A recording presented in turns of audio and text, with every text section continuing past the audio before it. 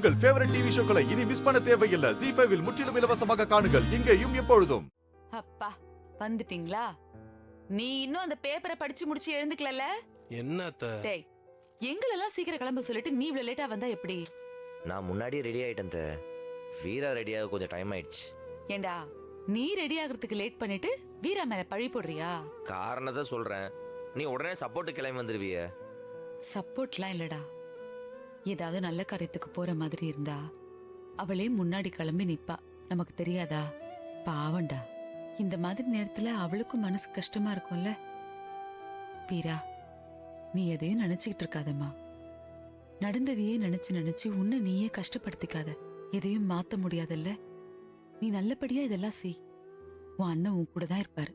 நீ தானே உன் அம்மாக்கும் தங்கச்சிக்கும் தைரியம் சொல்லணும்.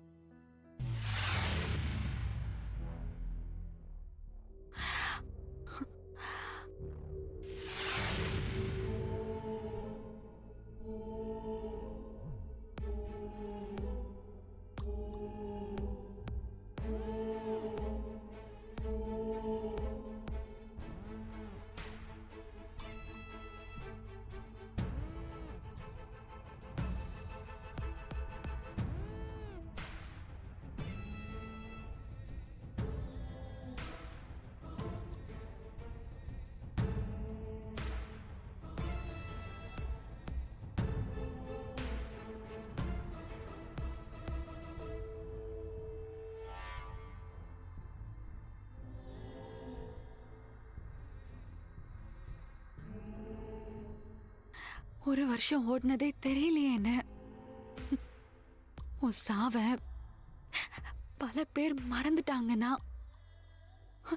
ஆனா நான் மறக்க மாட்டேன். உன் சாவுக்கு காரணமான அந்த மாறன என்னால முழுசா பழி வாங்க முடியலன்னு. வேற வழி இல்ல. வீரா குறுக்க வந்து நிக்கிறா. அதுக்காக நான் அவனை அப்படியெல்லாம் விட்டுற மாட்டேன். யாரு தடையா இருந்தாலும் எல்லாத்தையும் தாண்டி போய் அவனை அழிச்சு காட்டுறேன். அண்ணன், நான் ஜெயிச்சு காட்டுறேன்.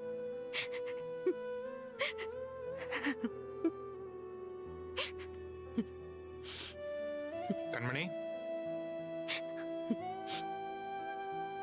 கண்மணி, என்னாச்சு? ஒன்னும் இல்லைங்க.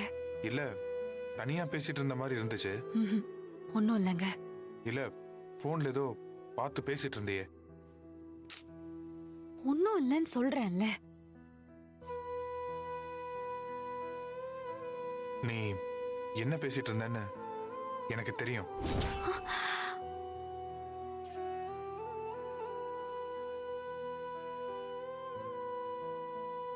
இல்ல, உங்க அண்ணன் செத்து ஒரு வருஷம் ஆகுது. நீ அவர் ஞாபகத்துல அவர் போட்டோ வச்சு பேசி ஃபீல் பண்ணிட்டு இருந்தல.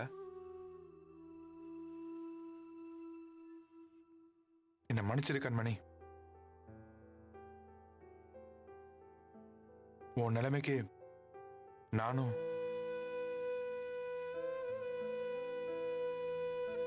இந்த ஆக்சிடென்ட் பண்ணது நான்.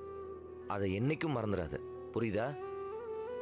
நானும் என் குடும்பமும் காரணம் ஆயிட்டோம். உன் கஷ்டம் எனக்கு புரியுது கண்மணி. இதுக்கு என்னால் ஆறுதல் சொல்லவே முடியாது. ஆனா அதை தாண்டி வந்துதானே ஆகணும். கண்மணி, உனக்கு நான் இருக்கேன். உன் அண்ணன் அளவுக்கு முடியலனாலும் என்னால முடிஞ்ச அளவுக்கு உன்னை நல்லா பார்த்துப்பேன். உனக்கும் உன் குடும்பத்துக்கும் எப்பவுமே துணையா இருப்பேன். சரி, எல்லாரும் கிளம்பிட்டாங்க, போலாமா? வா.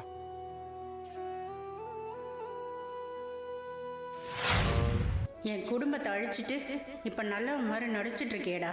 உன்னெல்லாம் அந்த கடவுள் இன்னும் உயிரோட வச்சிட்டு இருக்கானேடா. இதெல்லாம் பார்க்கும்போது தான் கடவுள் இருக்கானன்ற சந்தேகமே வருது. டே ராஜேஷ், இன்னும் எத்தனை வருஷம் ஆனாலும் உன்னை கொண்டு இந்த குடும்பத்தை அழிக்காம விட மாட்டேன்டா. இது உன் மேல சத்தியம். திதி கொடுக்குற வீட்டுல இருந்து ஆம்பளைங்க யாராவது இருந்தா இந்த பக்கம் வாங்க. அந்த வீட்டில் இருந்தது ஒரே பையன், அவனை தான் கொண்டுட்டாங்களே.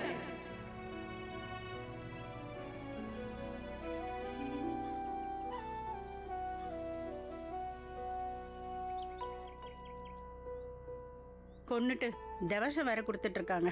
வடிவு என்ன இந்த நேரத்துல போயிட்டு? லக்ஷ்மி, நீ வேணா எல்லாத்தையும் மறந்துருக்கலாம், ஆனா நிஜம் அதானே.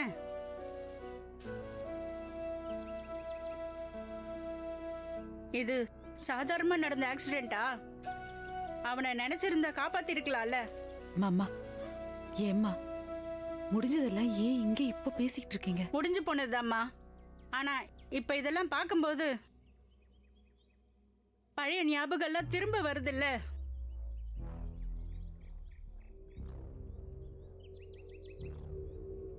மனசு திரும்ப அதை ஏத்துக்க மாட்டேங்குதும்மா. இழந்தவங்களுக்கு தானம்மா அந்த வழியெல்லாம் தெரியும். அத்தை விடுங்க. இல்லடி, நான் என் ஆதங்கத்தை தான் சொன்னேன். அதுக்காக நான் என்ன பண்ண முடியும் சொல்லு? என்னதான் இருந்தாலும் நான் இன்னைக்கு வாழ்ற இந்த வாழ்க்கை இந்த பெரிய மனுஷன் போட்ட பிச்சை தானே. அம்மா அப்படி சொல்லாதீங்கம்மா. இல்லைங்கய்யா, அதானே நிஜம். என் பையனை இழந்தவளா எனக்கு இருக்கிற ஆதங்கத்தை சொன்னேன். என்னால தாங்க முடியலையா. அம்மா அழாதீங்கம்மா, நீங்க சொன்னதுல ஒன்றும் தப்பு இல்லை.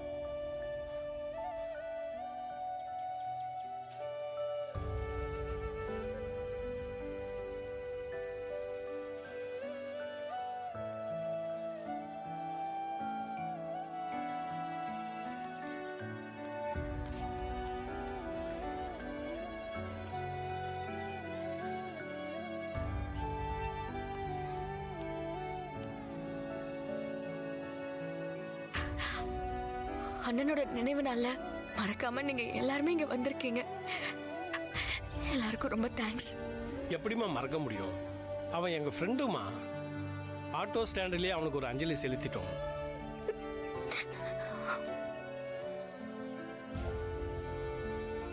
வீரா, உன் புருஷன் தான் ஆட்டோ ஸ்டாண்டுக்கு வந்து பாண்டியனுடைய தவசத்தை கூப்பிட்டாரு.